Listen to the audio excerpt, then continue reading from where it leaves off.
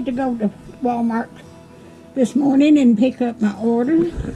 I needed a few more things, and I got me some of these little pizzas. That'll be cheaper than ordered one having it delivered. And I needed some powdered sugar because I'm going to make some peanut butter balls for Christmas. And I've got my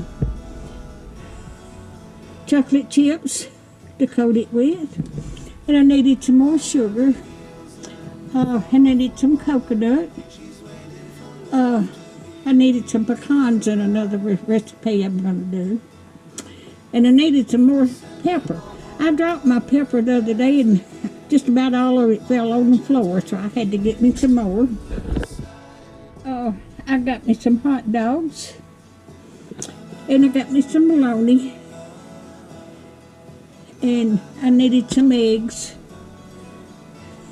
I cook a lot, so I make different things, and I'm always needing eggs.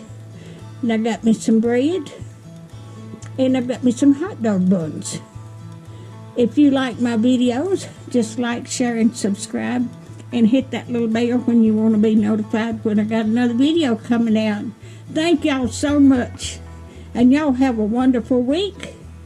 Thank you for watching my videos. Thank you.